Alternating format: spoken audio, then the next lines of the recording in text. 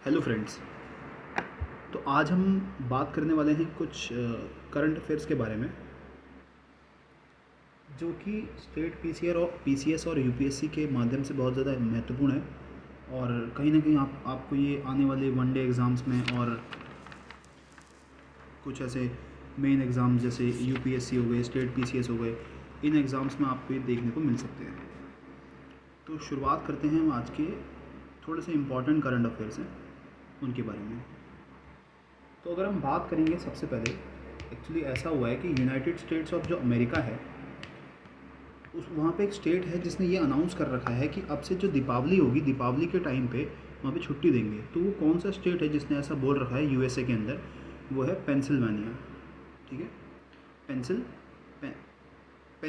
Pennsylvania वो एक state है यूनाइटेड स्टेट के अंदर जिसने अनाउंस किया कि दीपावली के टाइम पे छुट्टी होगी। अब ऐसा क्यों हुआ होगा, इसके पीछे रीज़न ये है कि बेसिकली हो सकता है वहाँ पे कई इंडियंस रहते हों और इंडियंस की डिमांड पे ऐसा कहा गया हो कि हमको एटलीस्ट हम थोड़ा इंडिया के थोड़ा जो मेजर जो वहाँ पे कल्चर है, मेजर जो वहाँ पे त्यौहार होते हैं उनके हिसाब से हमें एटलीस्ट हमें छुट्टी दे ताकि हम इंडिया का कल्चर यहाँ भी फॉलो कर सकें। दूसरा जो ये कहता है, दूसरा ये है कि देश के पहले गांव की संज्ञा किसे दी गई है, यानी कि पहला गांव जो बोला गया है वो माणा विलेज को बोला गया है। अब माणा विलेज जो है वो चमोली के बॉर्डर पर है, यानी कि which is also known as the last village of India भी उसको बोला जाता है। ठीक है, थर्ड है वाटर मेट्रो इंडिया में कौन सी जगह पर बन रही है और बन चुकी है, कहाँ पे टेस्ट हुआ है। ठीक है, वाटर मेट्रो जो इंडिया में है वो है कोच्चि केरला। ठीक है, और फिल्म फेयर अवार्ड्स की बात करें 2013 की, तो बेस्ट एक्ट्रेस का अवार्ड मिला है आलिया भट्ट को, बेस्ट एक्टर का मिला है राजकुमार राव को, प्लेबैक सिंगर के लिए अरिजीत सिंह को चुना गया है और बेस्ट डायरेक्टर के लिए संजय लीला भंसाली जी को चुना गया है। अच्छा, एक बीच में एक ऑपरेशन कावेरी शुरू हुआ था। तो जो ऑपरेशन कावेरी है वो बेसिकली सूडान से इंडियंस को निकालने के लिए किया गया था। ठीक है, इंडियंस वहाँ पे फंस गए थे सूडान में, तो उनको निकालने के लिए ऑपरेशन कावेरी का इस्तेमाल किया गया था। अब हमारे इंडिया में कई ऐसी कंपनीज़ हैं जिनको नवरत्न कंपनीज़ बुलाते हैं। ठीक है, नवरत्न कंपनीज़ बेसिकली पहले हमारे यहाँ पे 12 थी, अब वो 13 हो चुकी हैं। तो यानी कि रिसेंटली 13th यानी कि एक और इसमें ऐड हुआ है जो कि रेल विकास लिमिटेड के द्वारा, ठीक है, रेल विकास लिमिटेड के द्वारा इसको क्या करा है, एडिट रिसेंटली। अब 13 नवरत्न कंपनीज़ हमारे इंडिया में हो चुकी है। अब नवरत्न कंपनीज़ का जो कंसेप्ट था वो बेसिकली 1997 में लाया गया था इंडिया के अंदर। ठीक है, अब मैं कुछ फैक्ट्स बताऊंगा कि बेसिकली जो एग्ज़ाम्स में पूछे जाते हैं और मतलब कि डेज़ के हिसाब से कि इस डे को क्या आता है, इस डे को क्या आता है, उसी के हिसाब से बताते हैं। जैसे फाउंडर के हिसाब से 26 April basically world intellectual property day के नाम से बनाया जाता है। पंचायती राज दिवस, ये इंपॉर्टेंट क्वेश्चन है, ये बहुत ज़्यादा कई बार पूछा जाता है। पंचायती राज दिवस जो है वो 24 अप्रैल को हर साल मनाया जाता है इंडिया में। सिविल सेवा डे, सिविल सर्विसेज डे जो है वो 21 अप्रैल को मनाया जाता है। अगला करंट अफेयर ये है कि पहली wisdom cricket of the years from Indian cricketer team की तरफ से किसको मिला है। ठीक है, यानी कि first Wisden cricket of the year from Indian women's cricket team किसको दिया गया है, वो दिया गया है हरमनप्रीत कौर को। यानी कि विजडम क्रिकेट होता है वो बेसिकली एक तरह का सम्मान पद की तरह होता है जो कि हमारे इंडियन वुमेन्स टीम की खिलाड़ी को मिला है जिसका नाम हरमनप्रीत कौर है और ये हमारे इंडियन वुमेन्स टीम की कैप्टन भी है। ठीक है, तो आगे बढ़ते हैं। उसके बाद सुनने में ये आया है कि पहला एप्पल का स्टोर जो कि ओपन हुआ है इंडिया में वो भी कौन से स्टेट में, मुंबई में, मुंबई सिटी में, महाराष्ट्र स्टेट में। कुछ डेड बॉडीज़, अब ऐसा हो गया है कि कुछ डेड बॉडीज़ होती है उनका पहला डीएनए डाटाबेस तैयार करने वाला एक स्टेट बन चुका है। वो कौन है, वो हिमाचल प्रदेश है। यानी कि जितनी भी डेड बॉडीज़ होगी उसका उसका जो डीएनए डाटाबेस को अब वो तैयार कर सकते हैं। ठीक है, अगला, वीरता पुरस्कार पाने वाली पहली महिला भारतीय कौन थी। ये थी दीपिका मिश्रा जो कि एयरफोर्स में है और ये एक विंग कमांडर भी है। एक साथी पोर्टल करके एक पोर्टल जो है वो खोला गया है, वो किसके द्वारा खोला गया है? कृषि मंत्रालय के द्वारा, ये याद रखना है। एशिया हॉकी चैंपियन ट्रॉफी कहाँ होने वाली है? चेन्नई में होने वाली है और अगस्त में होगी, ठीक है। इंडिया का पहला बिगेस्ट ट्रेड पार्टनर कौन बना है? सबसे बड़ा ट्रेड पार्टनर कौन है? वो है यूएसए। 2000 और बेसिकली वर्तमान में किस पार्टी को राष्ट्र पार्टी का दर्जा मिला है? वो है आम आदमी पार्टी। उसको क्या मिला है? राष्ट्र पार्टी का दर्जा मिल चुका है। टाइगर की पॉपुलेशन इंडिया में कितनी हो गई है? देखो ये जो क्वेश्चन है ना, ये हैं तो भले ही सिंपल, लेकिन ये वनडे एग्जाम में बहुत ज़्यादा पूछे जाते हैं और उस टाइम पे बेहोश होने की नौबत आती है कि भैया ये तो पता ही नहीं है, क्योंकि आंकड़ों की बात होती है। कई ऐसी बिल्कुल सिंपल चीज़ होती है, पूछ देगा लेकिन पता होता है, लेकिन फिक्स करेक्टली नहीं पता होता है। मतलब कि 70% तो पता है, अब 30% फंस जाते हैं। तो उसके लिए क्या होता है कि अगर एक दो बार भी आपने नज़र मारी होगी उस चीज़ पे तो पता लग जाएगा। तो इंडिया में टाइगर की जो पॉपुलेशन है वो 3167 हो चुकी है, ठीक है। बहुत महत्वपूर्ण है क्योंकि हमारे यहाँ पे वाइल्ड लाइफ सेंचुरीज़ है बहुत सारी, और इसके हिसाब से अब बहुत ज़्यादा ही बनता है। और कई चीतास के बारे में भी पूछ देते हैं। चीता हमारे यहाँ कितना है? कमेंट सेक्शन में करके बताइए, खैर पता ही होगा सबको। अच्छा ये बताना कौन से स्टेट में उसको शिफ्ट करा गया, कौन सी वाइल्ड लाइफ सेंचुरी है वो, उसका नाम बताना जहाँ पे चीतास को, अफ्रीकन चीतास को लाया गया है। नॉर्थ ईस्ट में पहला एम्स कहाँ बना है? वो बना है बेसिकली गुवाहाटी में, ठीक है। नेटो का 31st सदस्य कौन बना है? यानी कि जो नाटो है हमारा, नॉर्थ अटलांटिक ट्रीटी ऑर्गेनाइजेशन, ठीक है, जो हमारा नेटो है उसमें 31st सदस्य कौन जुड़ा है? फिनलैंड जुड़ा है। अब कुछ ऐसे क्वेश्चंस की बात करते हैं जो बहुत ज़्यादा इंपॉर्टेंट हैं आजकल, क्योंकि ये बेसिकली मैंने इंडियन एक्सप्रेस से उठा रखे हैं, तो उसी से इंडियन एक्सप्रेस से उठाएं और इसी के माध्यम से बेसिकली यूपीएससी के लिए तो सबसे ज़्यादा महत्वपूर्ण, और यूके पीसीएस वगैरह के लिए या फिर स्टेट पीसीएस के लिए बहुत ज़्यादा महत्वपूर्ण होता है। तो एक बीच में एक आजकल ये चल रहा है कि एम 2023, तो ये क्या है? एम 2023 है।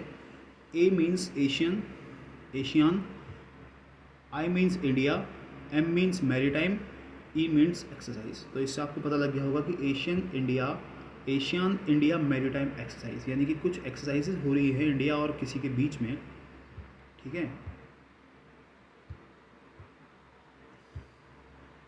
ठीक है, तो बेसिकली मैरीटाइम एक्सरसाइजेज की क्यों आती है? इससे ये देखा जाता है कि हमारे बीच में जितने भी जो मुठभेड़ हैं और जो दूसरी कंट्रीज़ के लिए कैसे हम साथ दे सकते हैं, क्या क्या हमारे, और हम अपनी पावर्स का इस्तेमाल करके दूसरी पावर के साथ कंक्लूड करते हैं कि कितनी पावर है और उनके पास क्या न्यू वेपन्स हैं, हमारे पास क्या वेपन्स हैं। इससे हम अपना वो चेक करते हैं, स्टेटस चेक करते हैं, आर्मीज़ का, नेवीज़ का, एयरफोर्स का स्टेटस चेक करते हैं ऐसे मैरीटाइम एक्सरसाइजेज दूसरी कंट्रीज़ के साथ करके। तो ऐसे ही एशियन इंडिया जो एम 2023 है, यहाँ पे क्या है? बेसिकली 2 फ्रंटलाइन वॉरशिप्स हैं हमारे यहाँ पे, 2 फ्रंटलाइन वॉरशिप। ये एक्सरसाइज बेसिकली सिंगापुर में हो रही है। 2 हमारे पास फ्रंटलाइन वॉरशिप्स हैं, जैसे एक INS दिल्ली जिसको डिस्ट्रॉयर बुलाता है, ठीक है, जैसे INS विक्रांत वगैरह, INS मुर्मुगांव वगैरह जो गोवा में है, ऐसे ही बहुत सारे हमारे पास INS हैं। INS दिल्ली जो है एक डिस्ट्रॉयर बुलाता है, और एक INS सतपुरा है जो कि एक फ्रिगेट है। फ्रिगेट जो होते हैं वो बेसिकली डिस्ट्रॉयर से थोड़े कम होते हैं, बट ये भी एक तरह के वही होते हैं, बस उसमें कुछ कम वेपन्स होते हैं फ्रिगेट में, ठीक है। इनका एम क्या है? बेसिकली एम इनका ये है, एम 2023 का, to promote inter governmental cooperation and facilitate economic, political security, military education and socio culture. तो इसीलिए मैरीटाइम एक्सरसाइजेज इंडिया के साथ और एशियन कंट्रीज़ में की जाती है, ठीक है। अब मैं बात करूँ अगर एशियन की, तो एशियन में मेंबर्स कौन कौन हैं? एशियन के मेंबर्स कौन कौन हैं? Indonesia, Malaysia, Philippines, Singapore, Thailand, Brunei, Laos, Myanmar, Cambodia and Vietnam, ठीक है। These are some of the members of एम 2023 के, ठीक है, एम 2023 के। अब आजकल एक बहुत ज़्यादा चर्चा में ये चल रहा है कि विंडफॉल टैक्स क्या होता है। अगर आपको पता हो विंडफॉल टैक्स क्या होता है तो बताना, वरना मैं ही बता देता हूँ ऐसा। तो ये क्या है? एक तरह का higher tax levied by the government on specific industries. ये कुछ ऐसी इंडस्ट्रीज़ पे एक टैक्स लगाया जाता है when they experience unexpected and above average profit, यानी कि ऐसी इंडस्ट्रीज़ जिनका प्रॉफिट एवरेज से ज़्यादा हो चुका है उन कंपनीज़ पे ये विंडफॉल टैक्स लगाया जाता है। मान लीजिए हमारे पास एक कंपनी है, कंपनी का नाम मैं नहीं लूँगा, कंपनी है और कंपनी का जो एक टर्नओवर जो पर एनम का आता था, मान लीजिए वो आता है करीब करीब 200 करोड़ के आसपास, ठीक है।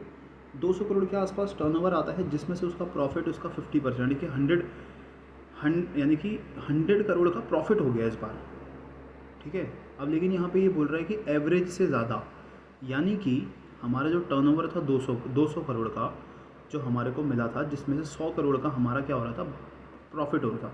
बट यहाँ पे एवरेज से ऊपर, यानी कि अगर 120 करोड़ का हमें प्रॉफिट हो गया एवरेज से, तो 20 करोड़ जो होगा वो बेसिकली क्या होगा, उस पर टैक्स लग जाएगा। 120 करोड़ का अगर है तो उस पर टैक्स लग जाएगा, जिसको जो टैक्स लग रहा है उसको विंडफॉल टैक्स बोला जाएगा। वो कौन लगाता है, वो लगाती है ये लगाती है हमारी गवर्नमेंट, जो कि स्पेसिफिक इंडस्ट्रीज़ पे। अब ऐसे ही आजकल एक मंकी पॉक्स नाम का एक वायरस चल रहा है बहुत ज़्यादा। मंकी पॉक्स क्या है बेसिकली, मंकी पॉक्स बेसिकली क्या होता है कि बॉडीज़ में ना छोटे छोटे रैशेस टाइप निकल जाते हैं, ठीक है। लेकिन अब ये जो रैशेस होते हैं ये हद से ज़्यादा बड़े होते हैं as compare to chikungunya, smallpox वगैरह इनसे। इसमें क्या होता है कि इन रैशेस के अंदर एक प्रोटीन पाया जाता है, ठीक है। जो ये प्रोटीन है basically inside the monkey pox, ये एक सपोर्ट प्रोवाइड करता है इन मंकी पॉक्स से छोटे छोटे दानों को, जिससे कि क्या होता है ये बहुत ज़्यादा पावरफुल बनते हैं और ज़्यादा क्या करते हैं, प्रॉब्लम क्रिएट करते हैं बॉडी में। एक तरह का होस्ट की तरह ये बॉडी के अंदर घुस जाते हैं, जैसे है ना वेनम होता है, वेनम मूवी में होस्ट उसको चाहिए होता है, वैसे ये बॉडी को क्या कर लेते हैं, जकड़ देते हैं। इस प्रोटीन का नाम क्या है, इस प्रोटीन का नाम है मिथाइल ट्रांसफरेज वायरस, ठीक है। ये एक तरह का प्रोटीन है जो कि क्या करता है, इस रैशेस को बहुत ज़्यादा क्या करता है, पावर प्रोवाइड करता है, ठीक है। It is a viral zoonotic disease. अच्छा, ये जूनोटिक डिजीज़ है। जूनोटिक डिजीज़ का मतलब ये होता है जो एनिमल से ह्यूमंस को फैलती है, फिर ह्यूमन से वो ह्यूमंस में ही फैलना शुरू हो जाती है, ठीक है। पहला केस इसका सबसे पहले मंकी पॉक्स का कहाँ पे आया था, ये आया था 1970 में अफ्रीका के अंदर, वो भी डेमोक्रेटिक रिपब्लिक ऑफ कॉन्गो में, ठीक है। तो इतना ध्यान रखना है। अब कुछ बात करूँ अगर मैं आपसे कोल के बारे में, एक पल्वराइज्ड कोल इंजेक्शन की आजकल बात हो रही है। ये क्या है बेसिकली, इसमें ऐसा प्रोसेस होता है जिसमें कोल का चूरा बनाया जाता है, बहुत ज़्यादा कोल को चूरा। अब ये क्यों बना रहे हैं ऐसा, और उसको फिर इस्तेमाल करा जाता है इनटू पाउडर्ड फॉर्म में, which will totally combust and no other outlets will remain. यानी कि ठीक है, ये कहना ये चाह रहा है कि कोल को बेसिकली क्या होता है, जब कोल को हम पूरा जलाते हैं ना, तो वो कुछ ना कुछ उसका लास्ट में ऐसा पोर्शन रह जाता है जो जल नहीं पाता, तो वो सारा वेस्ट हो जाता है। तो ऐसा कोल को पाउडरी फॉर्म में लाते हैं। पाउडरी फॉर्म में लाने के बाद उसको जब यूज़ करते हैं, उसका कंबशन अच्छे से होता है, उसमें कोई रिमेनिंग आउटलेट्स पोर्शन नहीं बचता है। अब यहाँ पे कुछ फ्यूल, जैसे कोल की अगर मैं एक कोक करके फ्यूल होता है, कोक, जो कि कितना होता है, इसमें रॉक पार्टिकल्स होते हैं कोल के, ये 67% क्या हो पाता है, जल पाता है। पल्वराइज कोल जो होगा वो क्या होगा, बेसिकली टोटली कंबस्टिबल होगा और नो रिमेनिंग, कुछ नहीं बचेगा, और लो पोल्यूशन होगा एज़ कम्पेयर टू कोक। यानी कि ये कहना चाह रहा है कि 67% ज़्यादा, सॉरी ये 60% जो है वो जलता नहीं, 67% ये कोल पोल्यूशन को इंक्रीज़ करता है। बट जो पल्वराइज्ड कोल है वो बेसिकली पोल्यूशन लो करेगा एज़ कम्पेयर टू कोल, कितना परसेंट, 33%, ठीक है। अब आगे हम बात करते हैं एक सिमलीपाल टाइगर रिजर्व के बारे में। आजकल चर्चा हो रही है, क्यों इसके बारे में चर्चा की गई है सिमलीपाल टाइगर रिजर्व के बारे में, पहले ये देखते हैं सिमलीपाल टाइगर रिजर्व है कहाँ पे। ये बेसिकली मयूरभंज डिस्ट्रिक्ट में, यानी उड़ीसा के अंदर है, northern most part of Orissa में मयूरभंज डिस्ट्रिक्ट। ये जो टाइगर रिजर्व है, सिमलीपाल टाइगर रिजर्व, ये बेसिकली सराउंड हो रखा है हाई प्लेट्यूज़ और हिल्स, जहाँ पे 2 ट्विन पीक्स भी हैं। हाई प्लेट्यूज़ और हिल से ये सराउंडेड है, जहाँ के 2 इम्पॉर्टेंट ट्विन पीक्स हैं। एक का नाम है खैरीबुरु एंड दूसरे है मेघाश्विनी, ठीक है, मेघाशिवी। इनकी हाइट जो है वो 1515 मीटर है अबव सी लेवल से। यहाँ पे जो वेजिटेशन है टाइगर रिजर्व, यहाँ इस एरिया में, यहाँ पे ट्रॉपिकल मॉइस्ट डिसीडियस और सेमी एवरग्रीन पैचेस देखने को मिलते हैं। इसको टाइगर रिजर्व घोषित किया गया था 1956 में और इसको इंक्लूड किया गया था प्रोजेक्ट टाइगर के अंदर 1973 में। ये एक ऐसी लैंडस्केप है, यानी कि ये एक ऐसा लैंडस्केप है पूरी दुनिया में जो कि मेलिनिस्टिक टाइगर का घर है। मेलिनिस्टिक टाइगर की बात करी गई है। अब आपको पता है मेलिनिस्टिक टाइगर क्या कौन होते हैं। देखो, मेलिनिस्टिक टाइगर वो एनिमल्स होते हैं, यानी कि मेलिनिस्टिक एनिमल्स वो एनिमल्स होते हैं जिनमें basically increase amount of dark pigment melanin पाया जाता है, यानी कि जो स्किन है उसमें ब्लैक और डार्क कलर का मेलेनिन बहुत ज़्यादा पाया जाता है, ठीक है, जिसकी वजह से उनका अपीरियंस एकदम डार्क होता है। तो अगर आप कभी सर्च करेंगे मेलेनिस्टिक एनिमल्स तो उसमें आपको मेलेनिस्टिक टाइगर भी नज़र आएगा, जो कि जैसे नॉर्मली होते हैं ना, टाइगर पे होते हैं पैचेस होते हैं लंबे लंबे, ऐसे हॉरिजॉन्टल और वर्टिकल थोड़े लंबे लंबे पैचेस होते हैं। वर्टिकल पैचेस होते हैं और हल्के ब्लैकिश टाइप होते हैं। बट उसमें मेलेनिस्टिक में क्या होता है कि वो जो ब्लैकिश होते हैं वो भी ब्लैकिश होगा, प्लस अंदर की जो स्किन होती है वो भी ब्लैक टाइप होती है, तो वो थोड़े से ब्लैकिश अपीयर करते हैं, ठीक है, क्योंकि उनका जो बॉडी है वो मेलेनिन जो है वो ब्लैक, जो स्किन है वो ब्लैक को ज़्यादा प्रोड्यूस, जैसे हमारी है, हमारे में मेलेनिन है, जब मेलेनिन हमारे यहाँ पे कम हो जाएगा तो स्किन वाइट होनी शुरू हो जाएगी, ठीक है। तो हमारी मेलेनिन की स्किन जो हमारी है वो मेलेनिन जो है वो थोड़ा क्रीमिश कलर को प्रोवाइड करती है, इसीलिए। अब हम बात करेंगे थोड़ा डेंगू फीवर के बारे में। डेंगू फीवर बेसिकली मॉस्किटोज़ के फैलने से ही होता है। कौन से मॉस्किटो से होता है? ये होता है एडीज़ मॉस्किटो से। ये क्या कैरी करते हैं? बेसिकली कुछ वायरसेस जैसे जाइका एंड चिकनगुनिया भी इन्हीं की वजह से होता है। ये बेसिकली जो डेंगू फीवर या मॉस्किटोज़ हैं ये कॉमनली फाउंड होते हैं ट्रॉपिकल सब ट्रॉपिकल रीजन्स में, जैसे सेंट्रल साउथ अफ्रीका में, ठीक है, सेंट्रल साउथ अमेरिका में, अफ्रीका में, एशिया में और पैसिफिक आइलैंड्स में बहुत ज़्यादा देखने को मिलते हैं। ये basically contagious from person to person, it is not contagious from person to person, यानी कि एक इंसान से दूसरे इंसान में डेंगू नहीं फैल सकता, ठीक है, एक्सेप्ट। अब लेकिन यहाँ पे एक एक्सेप्शन का केस ये है, except when passed from a pregnant person to their child. अगर प्रेग्नेंट वुमेन है तो उसको वो फैल सकता है, उसके बच्चे को, ठीक है। अब कुछ पद्म अवार्ड्स के बारे में बात करेंगे। पद्म अवार्ड जो कि 2024 में जो मिलने वाले हैं, अभी मिले नहीं है, 2024 में मिलेंगे। अब पद्म अवार्ड की बात अगर हम करें मेनली, तो पद्म अवार्ड के अंदर हमारे 3 अवार्ड्स शामिल होते हैं। एक होते हैं पद्म विभूषण, एक होते हैं पद्म भूषण, एक होते हैं पद्मश्री, ठीक है। तो ये जो अवार्डीज़ हैं ना, बेसिकली अवार्ड्स होते हैं, ये इंस्टीट्यूट करे गए थे 1954 में पहली बार, और ये हर साल अनाउंस करे जाते हैं, वो भी रिपब्लिक डे के दिन, जिसको वर्क ऑफ डिस्टिंक्शंस कहते हैं। क्या बोलते हैं? Work of distinction. Work of distinction के बेस पे ये अवार्ड्स को दिया जाता है। अवार्ड्स बेसिकली एक्सेप्शनल अचीवमेंट्स वाले को लोगों को दिया जाता है, सर्विसेज और ऐसे फील्ड डिसिप्लिन्स वालों को जो कि आर्ट से रिलेट करते हैं, लिटरेचर से रिलेट करते हैं, एजुकेशन, स्पोर्ट्स और मेडिसिन से रिलेट करते हैं। अवार्डी रिसीव्ड बाय, जो अवार्डी होते हैं वो क्या क्या रिसीव करते हैं इस अवार्ड के दौरान? उनको एक सर्टिफिकेट मिला आता है जिसको सनद कहते हैं, एक मेडेलियन मिला आता है जिसको मेडल कहते हैं, एक मिनिएचर मिला आता है जिसको रेप्लिका कहते हैं, यानी कि 3 चीज़ें मिलती है, सर्टिफिकेट, मेडल और एक छोटा सा मिनिएचर। हाँ, इसमें कोई भी पैसे की मदद या पैसा नहीं दिया जाता। अब लेकिन ये डिसाइड कौन करता है कि विनर कौन बनेगा और किसको दिया जाएगा? तो इसके लिए हमने एक पद्म अवार्ड कमेटी बनाई गई है, जिसको कॉन्स्टिट्यूट या हेड जो होते हैं उसके पीएम होते हैं, ठीक है। Committee basically headed by cabinet secretary, लेकिन इसके हेड कौन होते हैं? यानी कि कॉन्स्टिट्यूट तो ये पीएम करते हैं, बट इनके जो हेड होते हैं वो कौन होते हैं? कैबिनेट सेक्रेटरी और बाकी और सेक्रेटरीज। तो ठीक है, इतना काफ़ी है इसको जानने के लिए। बाकी हम कुछ बात करेंगे आज ऑरोरास के बारे में। ऑरोरास, ठीक है, ऑरोरास क्या है? बेसिकली एक हाई एल्टीट्यूड्स पे देखने को मिलते हैं इन पार्ट्स ऑफ, कौन कौन सी जगह में?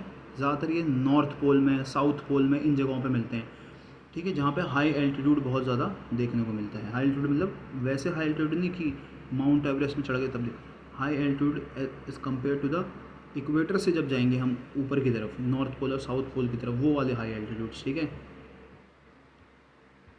Means tropic of 90 degree latitude पे जब जाएंगे, ठीक है। तो बेसिकली यहाँ पे अलास्का हो गया, नॉर्वे हो गया और कुछ और कंट्रीज़ में यहाँ देखने को मिलते हैं।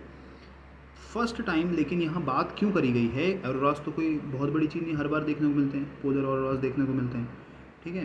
क्यों बात करी गई, क्योंकि पहली बार लद्दाख यानी कि इंडिया के अंदर, अभी हमने बात करी ऑरोरास तो वहाँ मिलते थे, लेकिन अब हमने देखा कि भैया हाई एल्टीट्यूड की बात हो रही है, तो हाई एल्टीट्यूड माउंट एवरेस्ट भी हो सकता है।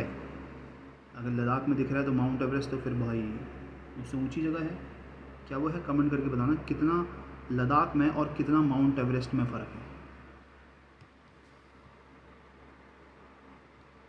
तो पहली बार ऑरोरास जो देखे गए थे वो कहाँ देखे गए थे? देखा गया है अभी लद्दाख में, देखा गया है एस्ट्रोनॉमिकल ऑब्जर्वेटरी के द्वारा, ठीक है। ऑरोरास पता ही है आपको क्या होते हैं बेसिकली, ठीक है।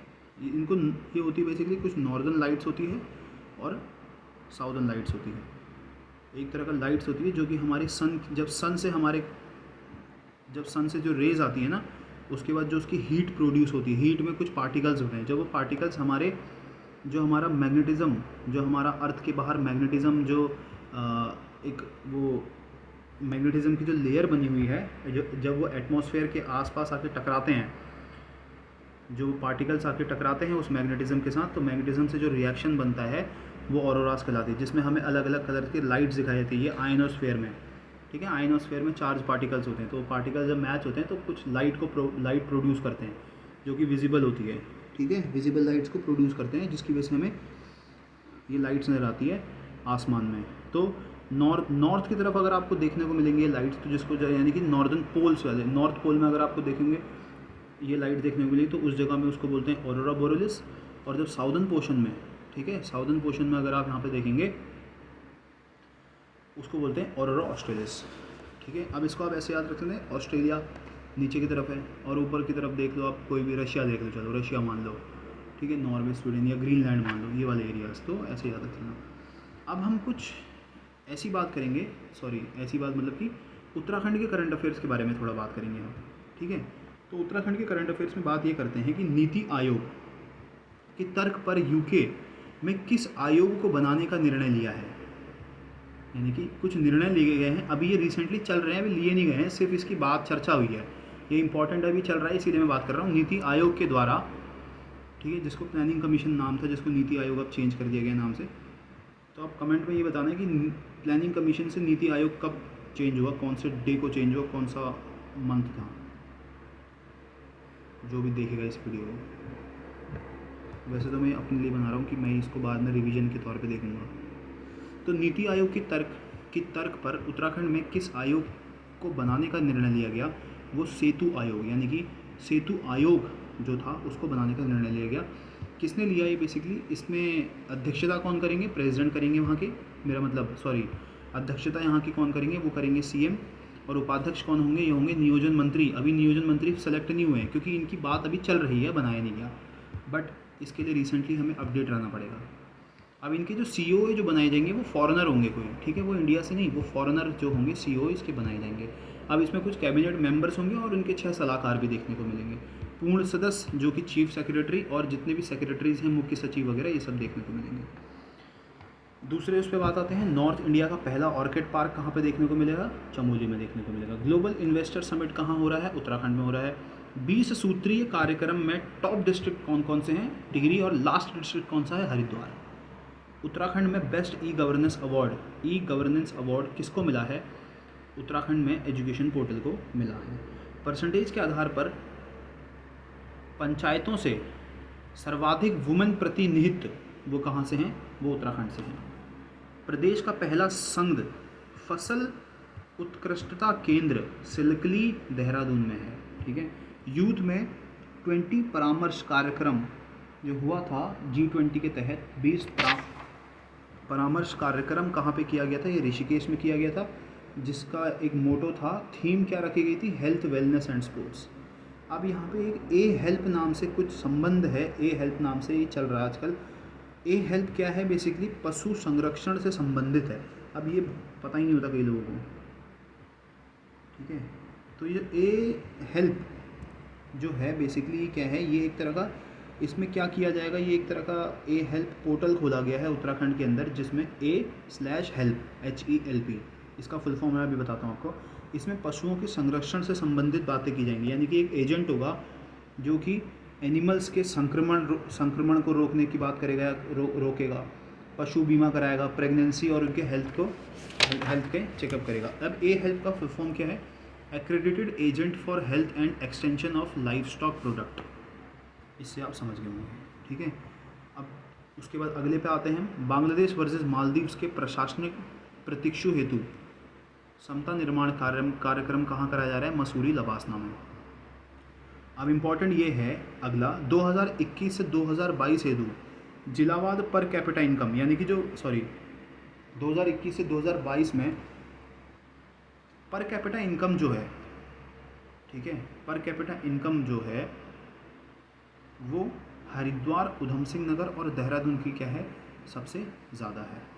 सबसे कम पर कैपिटा इनकम कहाँ की? ये याद रखना है, रुद्रप्रयाग की। और पहाड़ी क्षेत्रों में सबसे ज़्यादा किसकी है? चमोली की।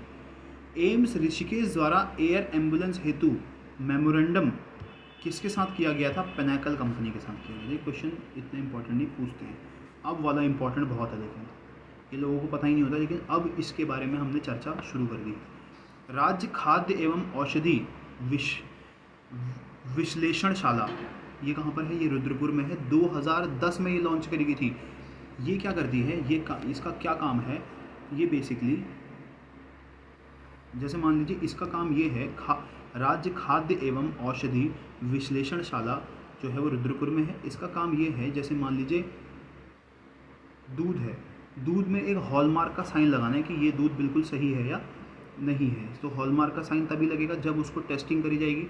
तो उसको टेस्टिंग करने के लिए ये किसके पास आते हैं? ये राज्य जो औषधि विश्लेषणशाला है, यहाँ पे क्या होता है? ये दूधों की टेस्टिंग करी जाती है, दाल वगैरह की, मसालों की और तेल वगैरह की यहाँ पे टेस्टिंग करी जाती है। लेकिन पहले से क्या होता था कि पहले इनको एक प्रमाण, एक गवर्नमेंटल सैंक्शन के अंदर ही नहीं आते थे बहुत ज़्यादा। तो क्या होता था, इनमें कई बार क्या होता था कि अब ये मतलब न्यायालय या मुद्दे बड़े बड़े मुद्दे में इसको नहीं ला सकते थे। जैसे किसी ने अगर दूध बेच रहा है कोई, तो उसमें ये क्या करते थे कि उसको नहीं रोक सकते थे। लेकिन अब गवर्नमेंट ने इसको ये आदेश दे दिया है, एक सर्टिफिकेट प्रोवाइड करा। अब उस सर्टिफिकेट का नाम है NABL। NABL का फुल फॉर्म है national accreditation for testing for calibration laboratory. ठीक है, याद रखना है कि national accreditation for testing for calibration laboratory, जिसमें क्या है कि अब ये इसमें से अगर कोई भी प्रोडक्ट जो होगा जिसकी ये जांच करेंगे, वो इंटरनेशनली भी उसकी मान्यता उतनी बढ़ जाएगी। अब लेकिन ये ध्यान रखना है कौन कौन से प्रोडक्ट इनको दिए गए हैं जिनकी ये जांच कर सकते हैं। ठीक है, तो एक तो दाल को इनको दिया गया है जिसमें ये जांच करके इसको इस पर स्टैंप लगा सकते हैं कि ये बिल्कुल क्वालिटी ऑफ प्रोडक्ट है, QC चेक कर सकते हैं दूध पे, मसालों पे और तेल। ठीक है, तो ये इतना जो था, ये बेसिकली कुछ करंट अफेयर्स के ही बारे में आज हमने ज़्यादातर बात करी। अब हम बात करेंगे कुछ उत्तराखंड फैक्ट्स के बारे में। उत्तराखंड फैक्ट्स बोले तो उत्तराखंड के बारे में सबसे पहले हम बिल्कुल बेसिक से शुरू करते हैं। ठीक है, ठीक है,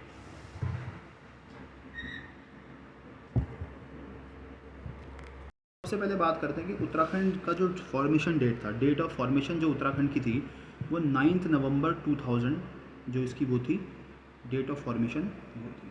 स्टेट ऑफ इंडियन रिपब्लिक में कौन सा आता है? 27 नंबर पे आता है। जोग्राफिकल लोकेशन की बात करूँ, 28 degree 43 to 31 degree 27 minute north latitude है इसका, और 77 degree 34 to 81 degree 02 east longitude है इसका। एरिया की बात करूं, जो हमारा एरिया जो कवर करता है उत्तराखंड वो 53,483 स्क्वायर किलोमीटर है। यानी कि पूरी टोटल कंट्री की अगर एरिया का बात करूं तो कंट्री का टोटल इंडिया कंट्री में से 1.63% हमारा जो उत्तराखंड है वो घेरता है। 100% में से 1.63% जो है टोटल एरिया घेरता है। माउंटेनियस एरिया हमारे यहाँ 86.07% है। प्लेन एरिया 13.93% है। ये टोटल एरिया का, ये जो माउंटेनियस रीजन बता रहा हूँ ये पूरे 100% का उत्तराखंड का बता रहा हूँ। 86.07, प्लेन एरिया हमारे यहाँ 13.93 है। तो अब माउंटेनियस रीजन, ठीक है, बहुत ज़्यादा क्या है यहाँ पे प्रचलित है, बट पॉपुलेशन उसके बाद भी माउंटेनियस रीजन से ज़्यादा प्लेन एरियाज में रहती है उत्तराखंड की। जैसे हरिद्वार, देहरादून, ये कुछ दो ऐसे मेन वो हैं जहाँ पे सबसे ज़्यादा, और एक उधम सिंह नगर है।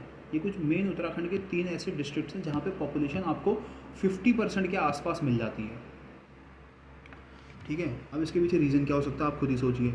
एक तो भैया रिसोर्सेज वहाँ प्रॉपरली फुलफ़िल हो जाते हैं, उधम सिंह नगर जैसी जगहों में, हरिद्वार जैसी जगह में, देहरादून जैसी जगह में, ठीक है, फुलफ़िल हो जाते हैं। दूसरा प्लेन एरियाज़ हैं, और प्लेन एरियाज़ में लोग ज़्यादा कंफर्टेबल होते हैं as compare to the mountainous region, ठीक है। दूसरा हरिद्वार जैसी जगह अगर मैं बताऊं तो वहाँ पे सबसे ज़्यादा पॉपुलेशन देखी जाती है पूरे उत्तराखंड की। एक तो कल्चरल रिलीजियस धाम भी हैं थोड़ा, ठीक है, तो वहाँ लोगों को भगवानों के आसपास रहना ज़्यादा पसंद होता है। ऊपर से गंगा जो रिसोर्स पूरा कर देती है, पानी की कमी नहीं होती। ऊपर से थोड़ा क्लाइमेटिक कंडीशन भी वहाँ पे ठीक देखने को मिलती है। ऐसे ही देहरादून हो गया, और जगह भी है रहने लायक, बट अब एज़ कम्पेयर टू मैं अगर रुद्रप्रयाग जैसी जगहों की बात करूँ, चमोली या फिर टिहरी गढ़वाल की बात करूँ, तो ये बहुत ज़्यादा कैसे स्टीपेस्ट माउंटेन आपको यहाँ देखने को मिलेंगे। अल्मोड़ा की बात करूँ, अल्मोड़ा में भी बहुत स्टीप माउंटेन आपको देखने को मिलेंगे। ये जगहें भी है रहने के लिए, बट यहाँ पे क्लाइमेटिक कंडीशन, वेदर कंडीशन बहुत ज़्यादा ख़राब होती है as compare to the other plain areas of Uttarakhand.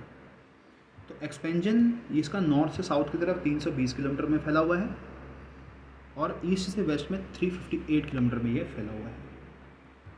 तो यानी लंबाई 320 है और जो चौड़ाई है वो 358 किलोमीटर है। स्टेट लेजिस्लेचर की बात करूँ तो ये यूनिकैमरल लेजिस्लेचर, यानी कि एक सदनवाद, ठीक है, यानी कि बाई कैमरलिज्म नहीं है।